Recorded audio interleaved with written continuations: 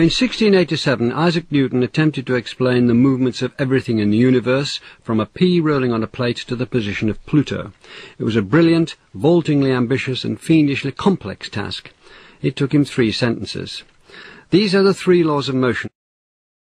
The first law tells us that matter can't move itself.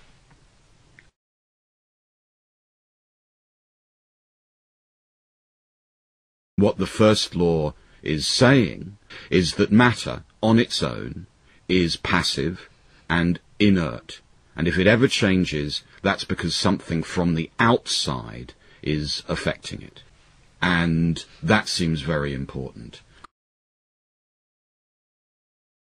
And what we have in the second law is the fact that forces cause change in motion.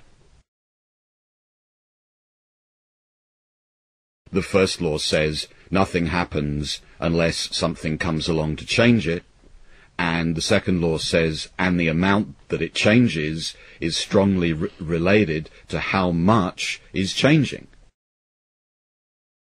Third law, perhaps most famous, generally known, every action produces an equal and opposite reaction. Now, if you have, for example, 2 billiard balls coming along and colliding, there you get the example of the first billiard ball exerts a force on the second one, and the second one exerts an equal and opposite force on the first. So you've got the opposition of forces. They're both equal, they're opposite, but they're acting on different bodies. What happens when we take away the reaction force R?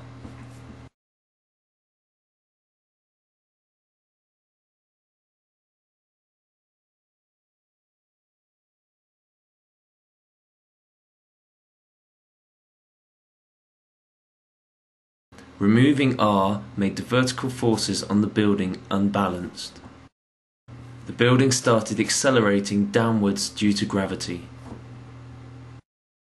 At 610 feet tall, it would take 6.2 seconds for the World Trade Center 7 building to fall in free fall time. These are principles of how we think.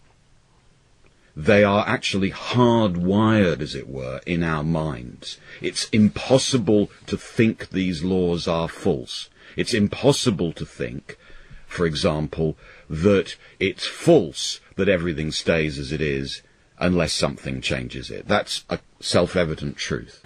The World Trade Center 7 tower collapsed in free fall time. How was this possible? The BBC recently reported the mystery solved.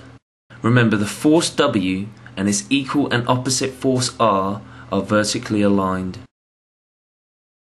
Fires burnt long enough to weaken and break many of the connections that held the steel structure together. Most susceptible were the thinner floor beams, which required less fireproofing, and the connections between the beams and the columns. As they heated up, the connections failed, and the beams sagged and failed also. The gravity loads should have been transmitted through each individual column, core and perimeter, all the way down to the foundation. WTC7 had 81 columns to support its structure. It is possible that you could have a local failure as a result of a connection failing. But the likelihood of that failure dragging the entire building in such a fashion that all the columns would fail at the same time is an impossibility.